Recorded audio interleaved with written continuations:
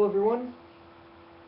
In this video I'm going to talk about the compatibility between Christianity and Pantheism, and if Christianity and Pantheism are compatible with each other.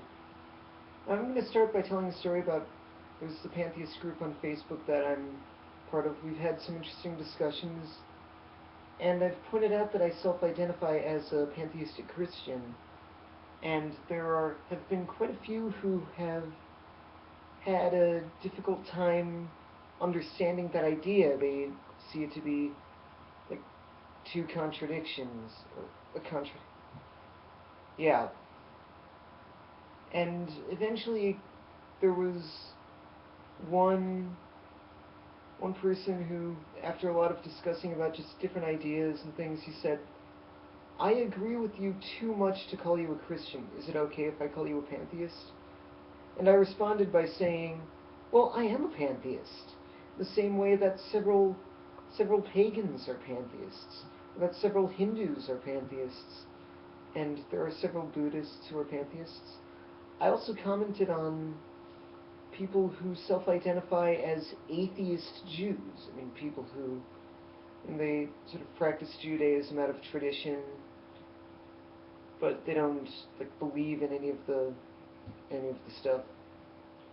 Or atheist Christians, people who feel that Jesus' moral and ethical values are useful and valuable, and try to live their lives based off of those, but don't believe any of the supernatural claims or anything.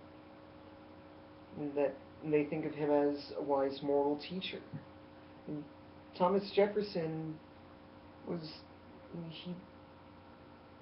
he may or may not have been an atheist.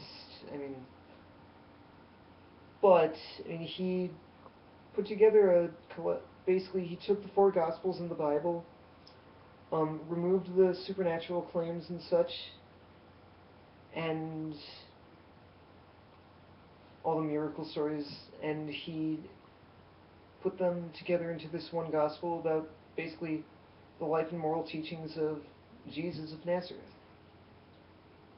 And there was someone else who did it, and so we have sort of atheist Christianity in that sense, or people who don't necessarily believe but can identify as Christians. Now, before I go any further, I'm going to look at a dictionary and see what Christianity and Christian even is. I know that dictionaries aren't always reliable. If you look up orgy in many dictionaries, you'll see 6 people in a room without socks, and that's not what an orgy is according to most people. But let's start with Christianity. 1. The Christian religion, including the Catholic, Protestant, and Eastern Orthodox churches. So, kind of a general-ish term. 2. Christian beliefs or practices. Christian quality or character. 3. A particular Christian religious system. 4. The state of being a Christian. 5. Christendom. 6. Conformity to the Christian religion or to its beliefs or practices. So, I guess we have to look up what Christian even is. Okay, there are 12 definitions here. So, 1. Of, pertaining to, or derived from Jesus Christ or his teachings. Kind of what I was talking about. Doesn't include anything about the virgin birth or the supernatural beliefs or the Trinitarian ideas or anything like that. 2. Of, pertaining to, believing in, or belonging to the religion based on the teachings of Jesus Christ. Again, the teachings. 3. Of or pertaining to Christians. Yep. 4. Exhibiting a spirit proper to a follower of Jesus Christ, Christ-like.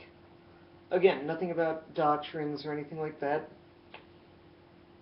5. Informal. 5. Informal. A. Inner. B. Human, not brutal, humane. So that's kind of, I guess, a separate thing. 6. One who believes in Jesus Christ, adherent of Christianity. Does that mean believing that he existed? Personally, I believe that Rabbi Yeshua existed. I mean, a lot of the historical research is kind of given that. 7. One who exemplifies in his life the teachings of Christ. Again, pretty much the same thing as a lot of these other definitions. 8. A member of any certain Protestant churches, as the disciples of Christ and the Plymouth Brethren. Okay, so yeah, that's a very specific definition. 9. Informal. A decent or presentable person. 10. Chiefly dial. A human being as distinguished from an animal. Okay, so we're getting kind of weirder things. 11. The hero of Bunyan's Pilgrim's Progress. So that's kind of separate. And 12. A boy's given name. So of the ones that are actually about the religion, there's nothing about believing Jesus to be the incarnate Son of God, or that sort of God. And so we kind of, I mean, again, dictionaries aren't always reliable, but we have something. It has nothing about the creeds, nothing about believing the Bible to be the inerrant Word of God, nothing about the Bible at all in any of those definitions. Now, there are a lot of pantheists who have said that Jesus was a pantheist, and I'm going to use a couple of the quotes of his that many pantheists have used to justify him being a pantheist. Both of the quotes I'm going to use are from the book of John, both from chapter 10. I'm going to first use verse 30 from John 10. I and my Father are one. A lot of pantheists have said that that's something that is very pantheistic, and I agree. And verse 38, but if I do, though you believe not me, believe the works, that ye may know and to believe that the Father is in me and I in him. A lot of people have said that only a pantheist would say something like that. And maybe these are very pantheistic things to say.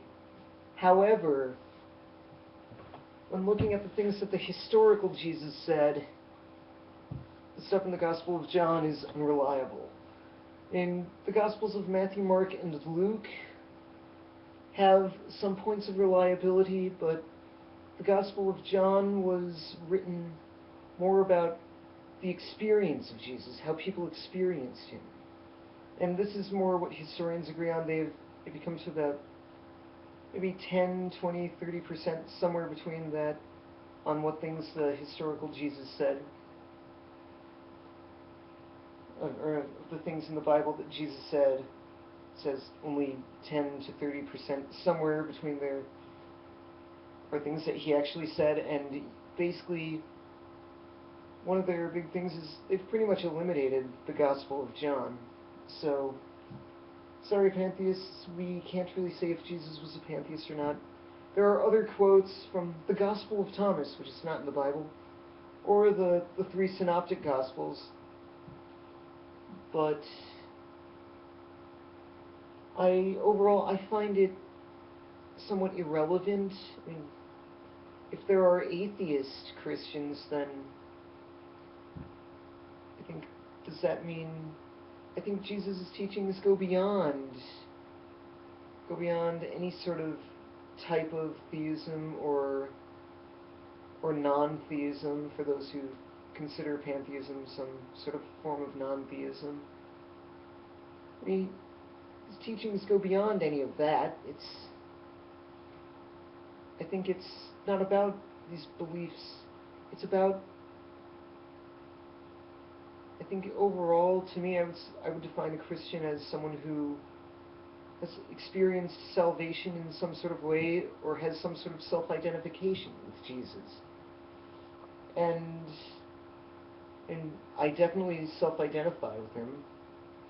And I definitely have found salvation through his teachings and through some of the sermons I've heard in church about following him. And so I have to say, I do feel that Christianity and pantheism are compatible. This video is a bit longer than I was planning on it to be. Thank you for watching. Shalom.